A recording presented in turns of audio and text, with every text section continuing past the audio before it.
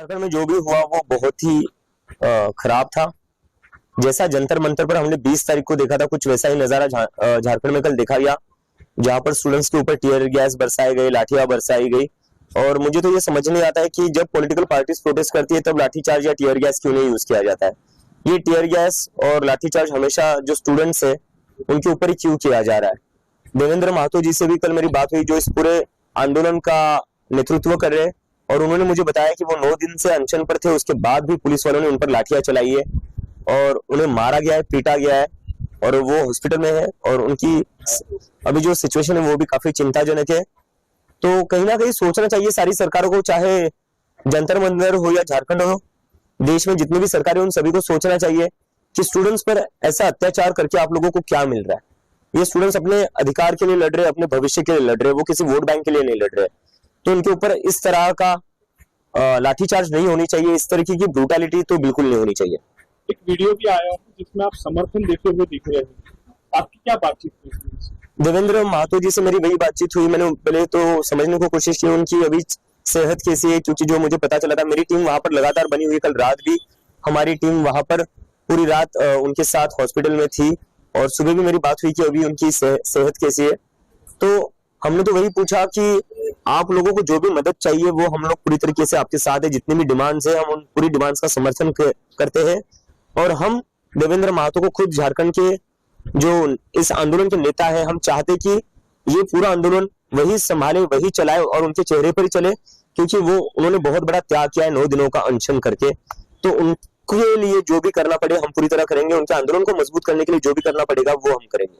समाज के काफी स्तर से सवाल हो रहा है कि अभिषेक किशोर और उनकी टीम रांची कब जाएंगी, झारखंड कब जाने वाली? टीम तो जा चुकी है, हमारी टीम वहां पर है, और जैसा कि मैंने थोड़ी देर पहले कहा, इस मूवमेंट के जो लीडर है वो देवेंद्र महतो है, जो 9 दिनों से अनशन पर है। लेकिन आप कब जाएंगे, ये सवाल काफी उठ रहा है।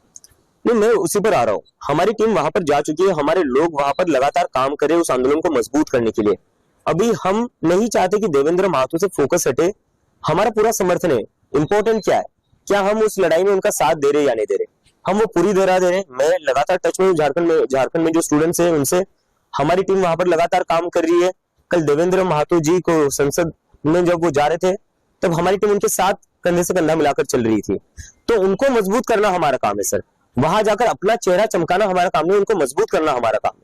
उमर खालिद की कल एक बुक लॉन्च हुई है जिसका नाम है backward communities, Adivasi histories for politics of power. तो उसके बारे में क्या कहेंगे आप, क्या आप पढ़ने वाले हैं बुक में? मौका मिलेगा तो जरूर पढ़ूंगा, क्योंकि अगर आदिवासियों की बात हो रही है, फ्रैक्चर्ड कम्युनिटीज की बात हो रही है, मार्जिनलाइज्ड कम्युनिटीज की बात हो रही है, तो मुझे लगता है तो हम सभी को उसके बारे में पढ़ना चाहिए।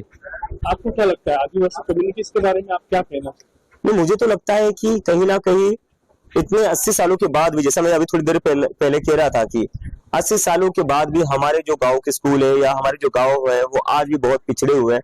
और उसमें अगर हम देखा जाए तो सबसे ज्यादा अन्याय किन लोगों के साथ हुआ है, आदिवासी लोगों के साथ हुआ है, क्योंकि उनके जो जंगल होता है, जमीन होती है, वो छीनी जाती है। उसके बदले में उन्हें क्या मिलता है? उसके बदले में उन्हें कुछ नहीं मिलता है। बड़े बड़े बिजनेसमैन जो होते हैं उनको फायदा पहुंचाने के लिए उनसे जंगल जमीन को आप लोग उनसे छीन लेते हो, लेकिन बदले में उन्हें क्या देते हो? तो आदिवासियों का अधिकार कहीं ना कहीं मारा जाएगा, और उनके बच्चों को कहीं ना कहीं हम लोग एक सिक्योर्ड फ्यूचर देने में फेल हो चुके हैं एज अ सोसाइटी।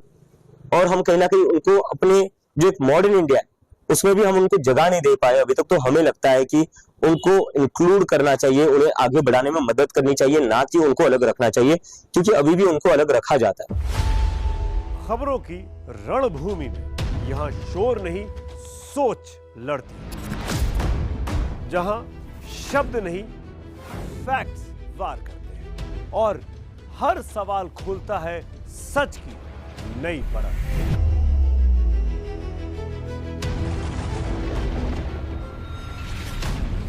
चक्रव्यूह आपके अपने सुमित अवस्थी के साथ सोमवार से शुक्रवार शाम 6:57 पर टाइम्स नाउ नव भारत पर।